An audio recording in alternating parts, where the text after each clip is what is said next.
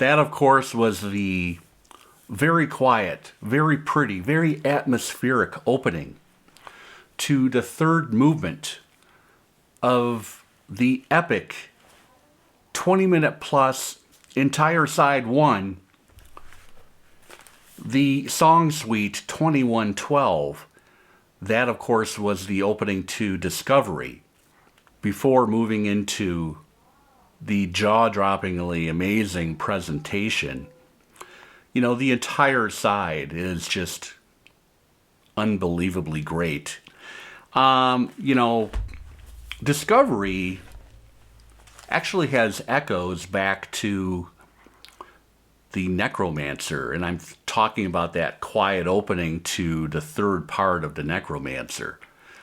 If you know the history of this band, the fourth record could have very well have been the final Rush record, at least released on their label Mercury Records. Mercury Records, at that point in time, they were underwhelmed with the sales of Caress of Steel, the third record, back 1 year earlier, 1975. The tour didn't sell well. The fan base, other than the diehards, it just hadn't, the band hadn't really registered on the scale that of course they would eventually. And it's funny that this record is what happened is this record is the record that put Rush on the map. And it allowed them to basically say, F you to Mercury moving forward. They could kind of write their own ticket. They could keep their own creativity to their own whims, to their own desires, to what they had to do to survive, to live as being artists. Which brings us to the epic tale of 2112. You know, Neil Peart, a fan of Ayn Rand. And of course, this story of 2112 on side one is largely based on Ayn Rand's novella Anthem. This is a story of individualism going up against oppression. And it's a scientific tale set in the very far future, in the year 2112. In fact, let's read what is currently on the Rush website, the little blurb about the album. Influenced by the writings of Ayn Rand, specifically the novella Anthem, the album features a side-long title suite. Based in the future, a galaxy-wide war results in the union of the planets under the rule of the Red Star of the Solar Federation. By 2112, the world is controlled by the priest of the temples of Syrinx, who determine the content of all reading matter, songs, pictures, every facet of life. Any form of self-expression has been quashed, and this story pits individualism versus oppression. Make sure you check out there is an animated lyric video on YouTube on 2112. It is incredibly well done. I think actually you can find it on the Rush official YouTube channel. I have some more notes on side one of 2112. And remember side two. The guys in the band wanted to they knew that side one it is an investment, but it is a glorious investment in 20 minutes of your time to listen to. But they wanted to break up side two with a series of individual songs, different themes, different styles that kind of showed the prowess of this band as far as just all three of these guys are just masters in their own right. And side two is a fun listen, but for me, 2112 is all about side one. And the adjectives that I have for side one are orchestral, bombastic, atmospheric, organic, muscular. Now, I always gravitate. That's why I led this video off with Discovery. And Discovery moving into presentation. Some of the greatest recorded music ever presented by the band Rush. The quiet, ambient running water. Moving into that gorgeous tone. Lifeson was using the Gibson ES-335, and a semi-open-bodied, a hollow-bodied guitar. Chuck Berry, Eric Clapton, Larry Carlton, 3 other dudes who loved that guitar and the tone that you could wrangle from that gorgeous instrument. In fact, Discovery, it kind of harkens back 1 year earlier. Another song suite, The Necromancer from Caress of Steel. Part 3 is what I'm thinking about, the opening quiet interludes. And this is an amazing record as well. But the issue with Caress of Steel and the issue with side 1 of 2112, so much variety of music, so much dynamic range, so many quiet interludes and atmospheric passages. If you don't have a quiet pressing, you're screwed. You are going to be on a quest to find a clean pressing. And I am just lucky enough to have what I feel are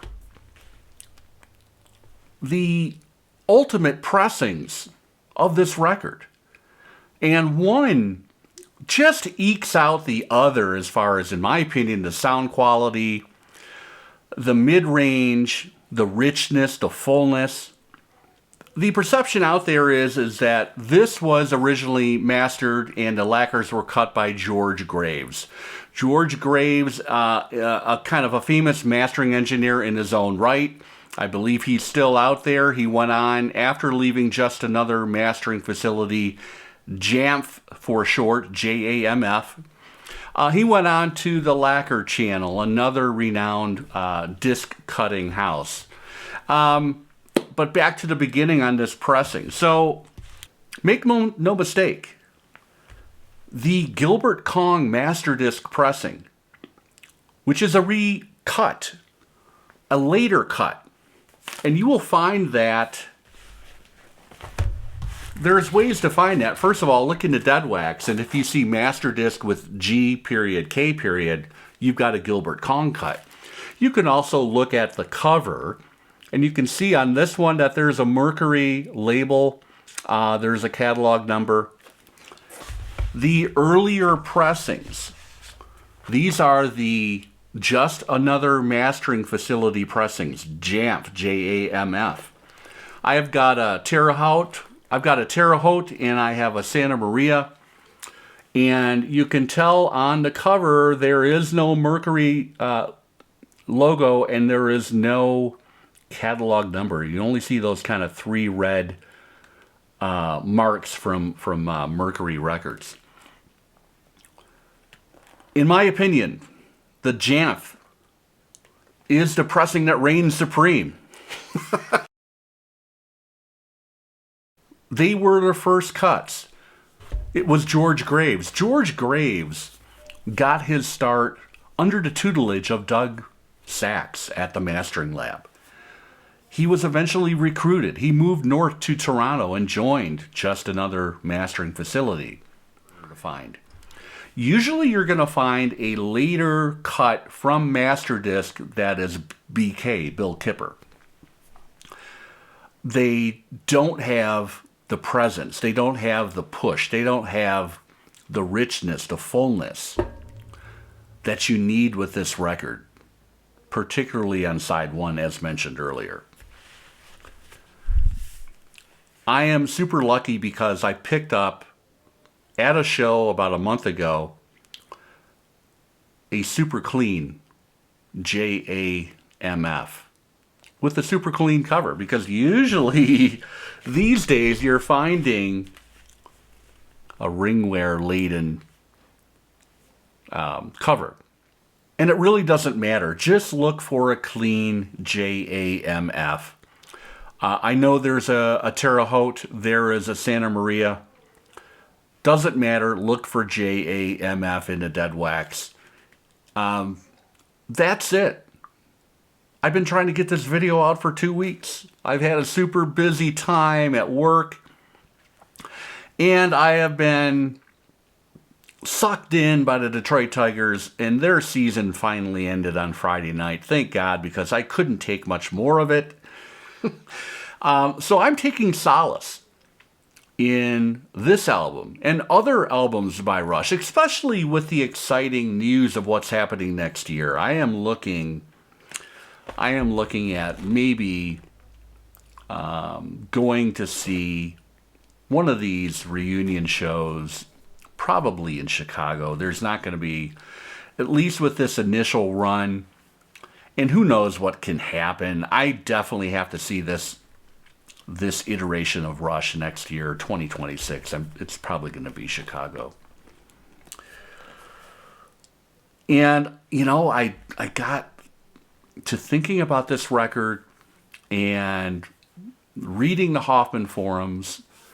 You know, there's a 100-page multi-year thread on the best, what people perceive and recommend as the best Rush pressings. And the JAMF 2112 is the clear-cut favorite amongst that crowd. After listening to the Gilbert Kong, which is no slouch, the Gilbert Kong is cut kind of hot, but in the mid-range, it just doesn't have the same richness and fullness as the Just Another Mastering Facility pressing. So I'm sorry, I bounced around in this video, but again, I needed to get this out. And it was really pretty cool with the news from last week. You know, I had been thinking about this record for the last several weeks. I don't know what it is, you know, record collectors in OCD.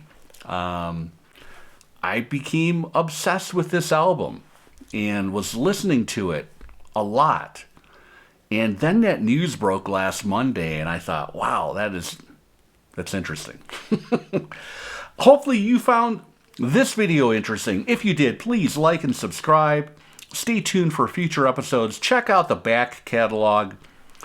And I will be back soon with something new and different. Hopefully exciting, interesting.